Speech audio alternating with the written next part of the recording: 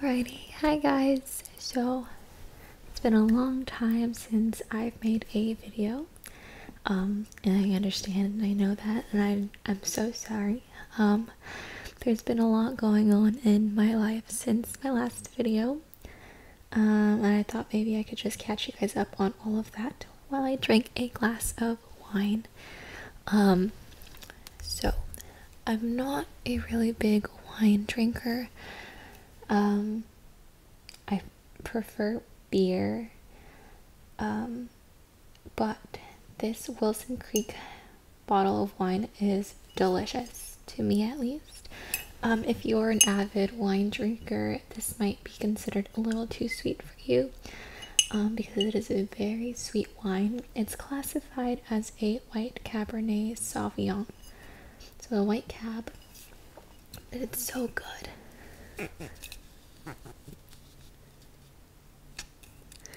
Perfect.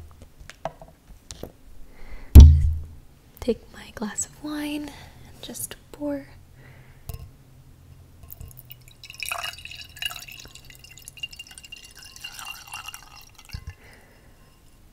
Nice pour. And then these are actually kind of hard to come by.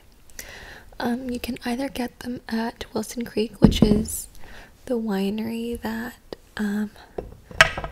makes these bottles, or you can get them at Total Wine and More, which is where Zach found these for me.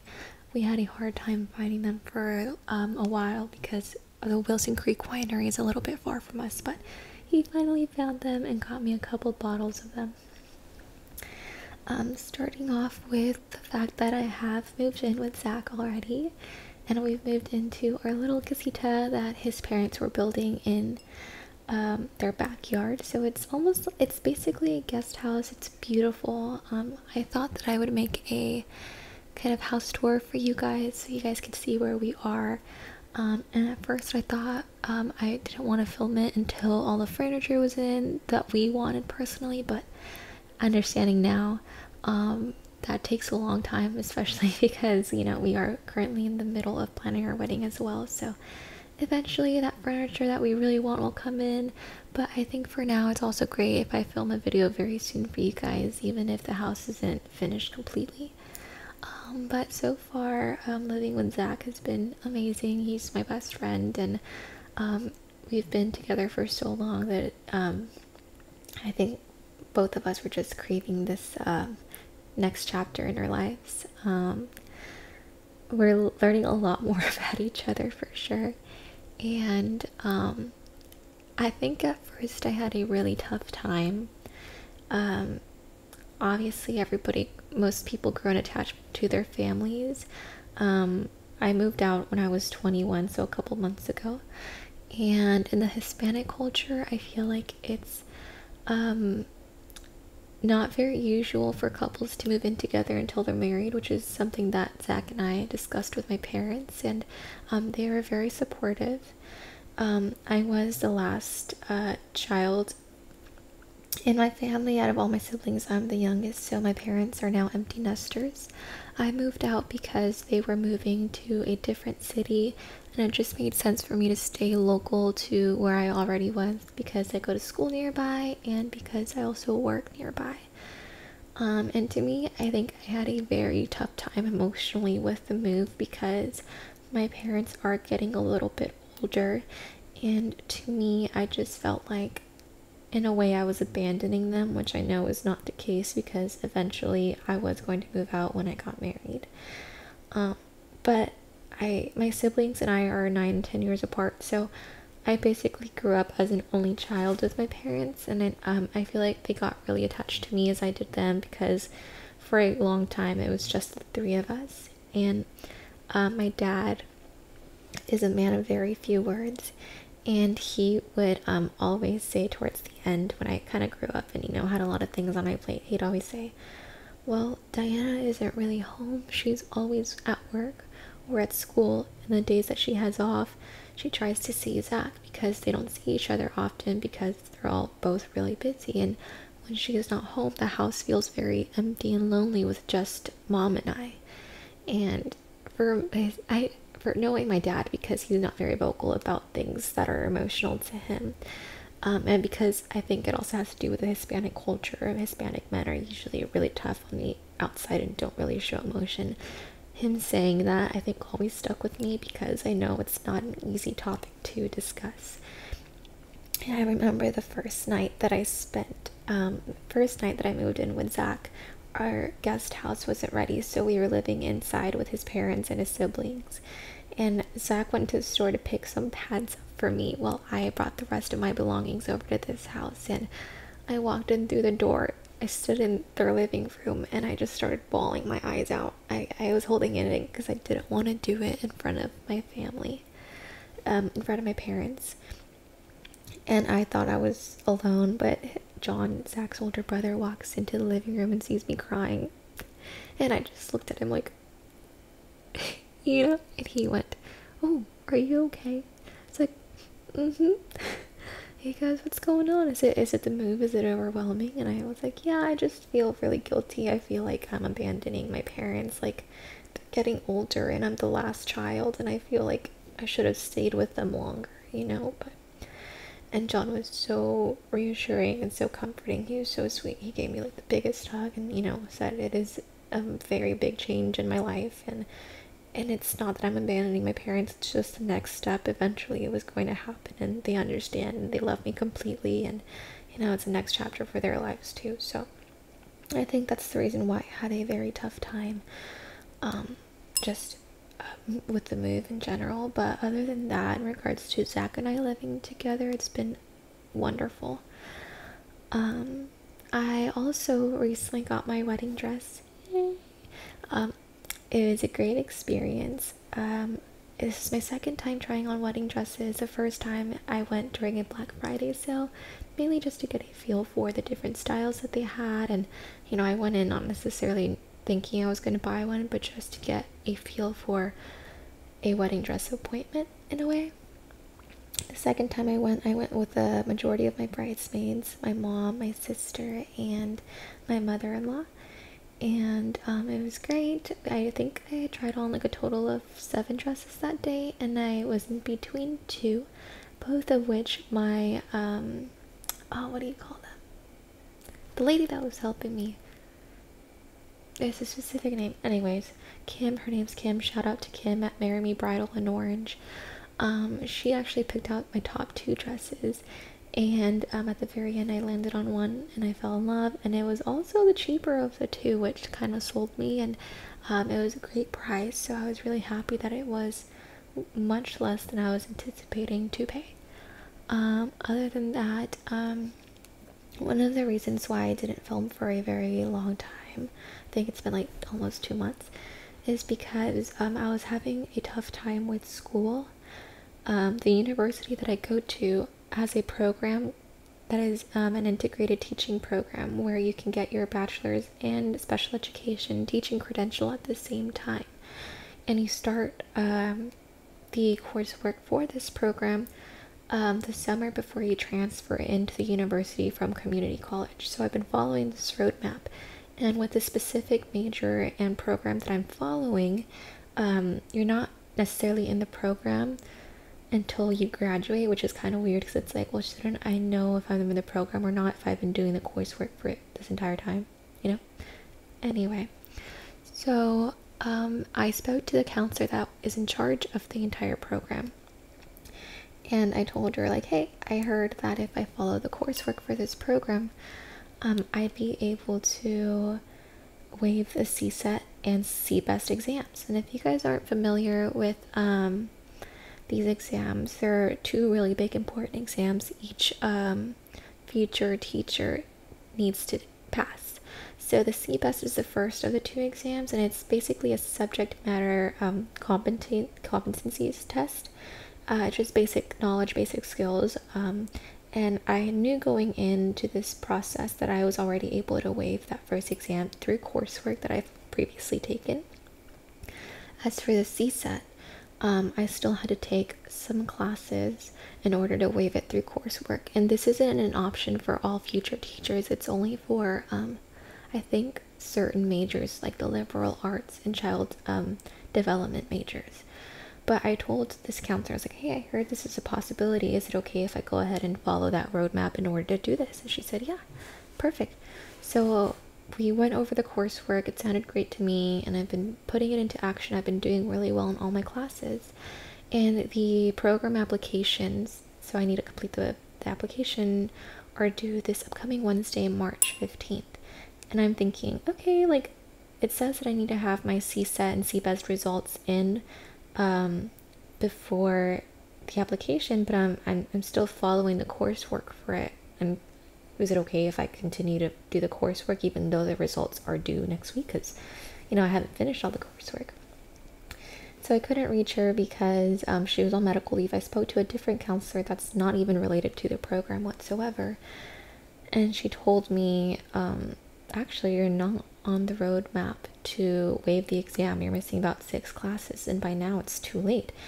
And this is this whole conversation, I apologize, happened about maybe 2.5 months ago. And I'm sitting there like, what do you mean? I'm not able to waive the exam? She's like, no, it doesn't look like you'll be able to. Like, they did not set you up with the proper curriculum. And I'm like, I literally told the first counselor that this is what I wanted to do. So I either take the CSET, it's multiple subject because I'm hoping to teach elementary. The multiple subject means that you're not just taking one test, like a science test, because you want to teach science. When you teach elementary school, you have to take all different subjects, meaning art, history, science, math, child development, PE, the fine arts. And I'm like, I haven't studied half of these things, nor have I reviewed them since I myself was in elementary school. So my options were to either take the CSET and figure out if I was going to pass it or not, or try to figure out if there's a way for me to continue with the coursework, or wait until next spring to apply again, which is like not logical for me because I would just be wasting time that I could be putting towards my education. So I was very frustrated because it's not the first time I've had kind of trouble with the counselor in charge of the program where I ask questions and she doesn't know how to answer them even though they pertain to the program. So it's been a very frustrating time for me at the university I am because of the program that I've been trying to get through. But you know, education's great, so I need to just look on the bright side. But anyways, I took this exam, and for the first time ever in my life, I just felt so defeated. Like, I came out of that exam, it was about 5.5 hours of me just staring at the screen taking the exam, and it was incredibly difficult. The first time in my life where I felt like I did not pass, and if I did not pass, that means that I can't continue in the program. And the thing is, I only studied for about a week because I didn't know I wasn't able to waive the exam up until that time, and that the time frame that I took the exam in was the last possible date for me to take it before the applications are due for the program, because grading for these exams usually takes about 5 weeks. And the way the exam is set up is that it is set up in between 3 subtests, meaning the first subtest is English and history, the second is math and science, and the third involves the fine arts, child development, and PE.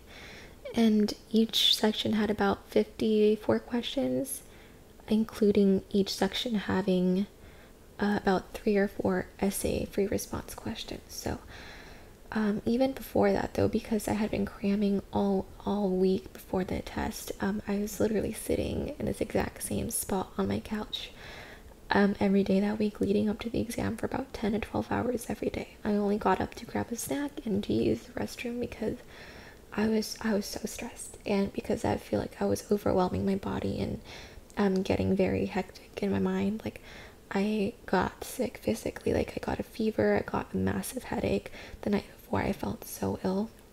I couldn't sleep. I think I slept like 2.5 hours because Zach was also sick and had a stuffy nose and couldn't breathe well through his nose, so he kept snoring, and you know, so it wasn't a good combination that whole week of just things happening. But regardless, I went to take the test, and I just felt so worried. I was so stressed coming out of it, and I thought, like, well, it's in God's hands now. Like, I either passed it or I didn't, or I passed one subtest but not the 2 other ones. And So, I was doing laundry the other day. I think like last Friday I was doing laundry, and Zach was at work. I was home alone, and I got an email saying that my test results were in. And because I was alone, I thought, okay, maybe I can open the test results. Like, I don't think I passed any portion of the test, and if I did, I probably only passed one. So I think I went in with that mentality, not feeling so hopeful, just so that I wouldn't let myself down. And because genuinely I didn't feel like I had done really well. And I opened the email, and all I saw for the 3 subtests were passed, passed, and passed. When I tell you, I dropped crying. Like, this test was going to determine my future in my educational career for the time being, and was either going to propel me forward with what I've already been doing in regards to the coursework, or was going to hold me back an entire year. I'm going to take a sip because I haven't taken a sip of my wine yet, and because it's a little celebratory sip.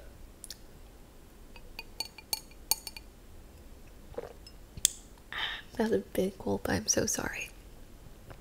But anyway, so I passed the exam, not only one of the subtests, but all 3. And in that moment, I knew it was completely God that helped me, because future teachers usually take an entire year studying for this exam. Sometimes don't even pass it on the first try. Sometimes they have to take it twice or 3 times, and that is completely normal. And which is why I felt like I wasn't going to pass, because I was very underprepared. I was stressed. I went in not with a proper mental space. I was just defeated, like I said. And to have not only passed it on my first try, but also within like 1 week of studying, it just boggled me. And I know for a fact that it was God who helped me, and I am so grateful to have been able to pass this test, because oh my gosh, I was stressing these last 5 weeks since taking it. So I'm very happy about that. The next thing that has happened recently, this happened about 2 weeks ago, is that my 2019 Honda Civic that I recently purchased less than a year ago got totaled. Yeah, take another sip.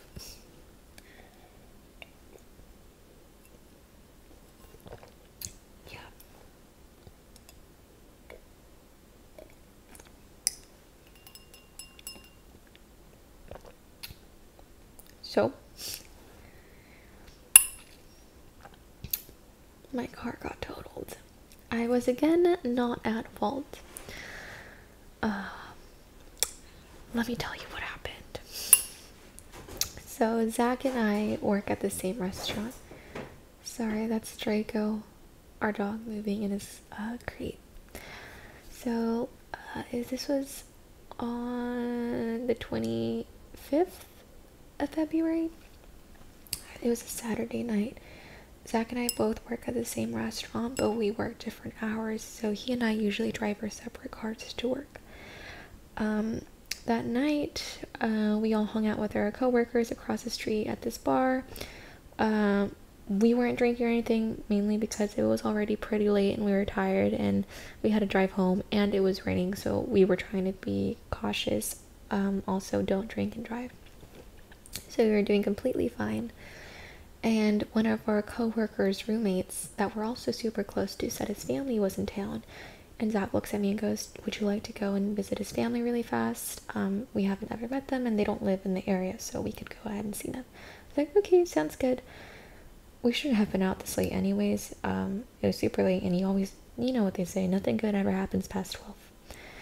But me being, a friend, I was like, yeah, okay, that sounds nice. Let's go ahead and meet his family. So he and I drove our cars separately to our friend's house, but he lives a little bit farther away than we do, and we always have to take the freeway to get to his house. And because it was raining, like, we knew the weather conditions weren't the best, but I think we underestimated just how bad the rain was, especially because we live in California and we don't ever get very severe weather with rain.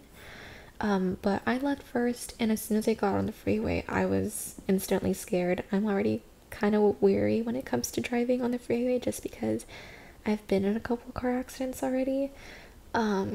So I was a little scared, but I thought like, okay, there's nothing to be scared of as long as you drive safely, and his house isn't that far away, maybe like 15 minutes. So just be sturdy, be careful, go slower if you have to. So we got to his house. We stayed there maybe for like 2.5 hours, 3 hours. And when I tell you it was late, it was late.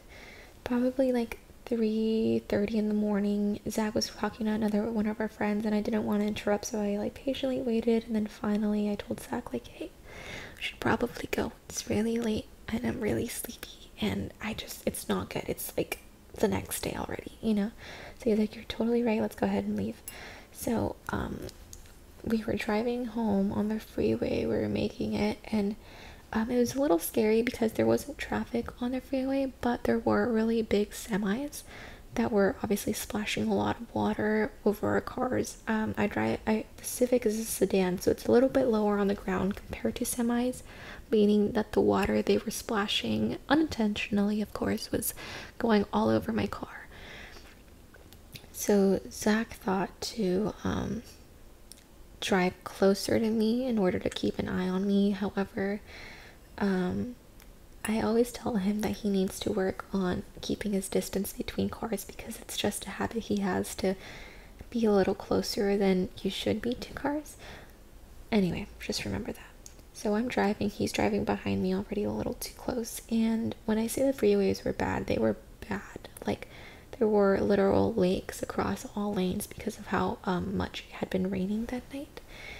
And there was a huge lake in the middle of the freeway. I saw it, I started to brake because I knew that if I just went into it full speed, I would probably end up hydroplaning, and, you know, better safe than sorry. So I started slowing down. When I hit the lake, it slowed my car down even more. And I think the water from my car hitting the lake splashed onto Zach's windshield, and he was already a little bit close to begin with, so he started braking, but by then it was too late. And he just totally rammed into the back of my car. And we laugh about it now for sure, because he said my whole intention was to keep you safe and to keep a close distance so that I could keep an eye on you, not so that I could ram your car. So when I hit the lake, I already knew what was coming because I saw Zach driving in my rearview mirror, so I just kind of braced for impact. In my mind, I had already accepted what was going to happen. So I felt it. Not the best feeling. I nodded, and I kept driving. I kept driving. I didn't stop. I didn't signal to Zach. I literally just kept driving, because we were maybe like 10 minutes from home anyway. So I just kept driving, and Zach called me, so I answer on my wheel. He's like, oh my gosh, babe, are you okay? And I'm like, yeah, like, let's just get home. Like, it's dangerous on the roads to begin with, and clearly now, like, I can't even see out of my window and stuff. Like, let's just go home. So I got home, we both got home, I got out of the car and immediately just started crying, because we have a lot of things coming up this year. You know, we were in the process of planning our wedding, and just paying for school, and, you know, rent, now that we live together and are now paying rent. So we had a good cry, and we thought originally to maybe pay out of pocket so that we wouldn't have to go through insurance, but the damages, once we showed them to his parents, were way too much. So we went through insurance. We dropped off my car at a Caliber Collisions place, and they later got back to us within about 3 days saying that my car is deemed totaled. So the insurance, it wouldn't pay for the, I guess, damages, because the value in damages exceeds the value of the car. So what they're doing is paying me out a good amount of money, but I still owe some money on the loan for the Civic. So whatever I have after I finish paying off the loan, I'll use as a down payment for another car,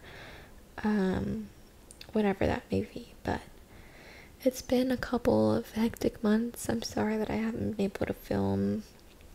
Also, because we've been so busy, I feel like I haven't been able to sit down and make quality content, and you know, to the best of my ability, and I just don't want to put like any random video out there.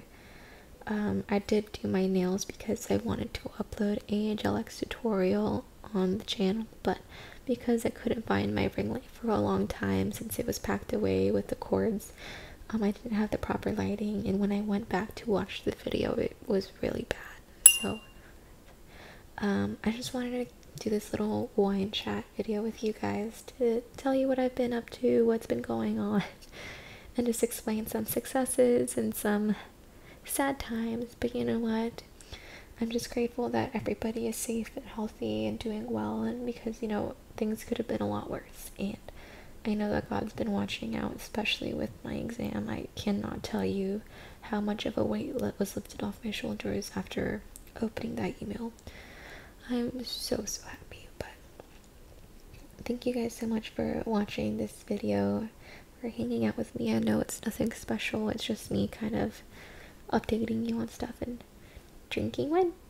But you know, I totally recommend this wine. If you don't really like wine, trying to get into it, maybe this is a good option for you. It's a very sweet wine. If you already like wine, this might be a little too sweet for you, as I've had friends try it who do love wine, so I don't know. Also, side note, Zach and I have been really obsessed with watching reality dating shows. We went through Perfect Match, and then some of the episodes weren't out yet for us to complete watching the season, so then we went to Too Hot to Handle, and then back to the Perfect Match. Those are really good, and usually I'm not like the reality dating show kind of person, but they're pretty interesting.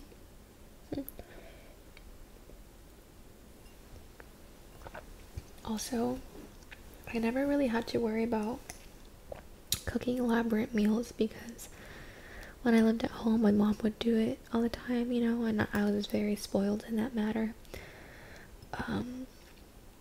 But now that Zach and I live together, we were super busy, but whenever I have time and I try to make time, I will go ahead and cook.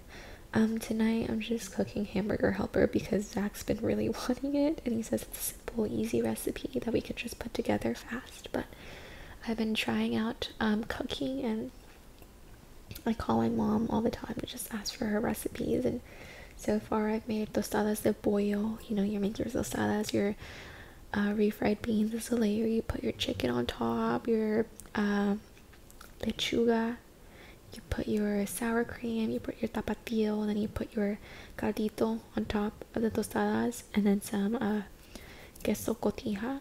So I've made tostadas de pollo. I've also made sopa de fideo. Right now during Lent, because we don't eat meat on Fridays, I'll try to make something that's, you know, doesn't include meat or chicken. Last week I made salmon with mashed potatoes, good salmon. I did garlic salt. I did black pepper. I did the Pam. Is it the Pam? No, I forgot what it's called, but it's like the breadcrumbs. I think it's Pam. I don't know. Breadcrumbs mixed with red chili flakes on top. Delicious. Put that in the oven. So good. I've also made, you know, quesadillas with guacamole.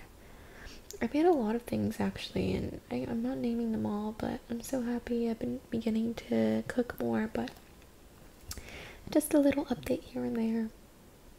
Hopefully once I get the house clean and stuff, when we're not so busy, I'll be able to film a little house tour for you guys. But thank you guys so much for watching and being here and just chilling, hanging out. Maybe you're just using this as background noise, but I hope you guys are doing well, and I hope to see you guys soon.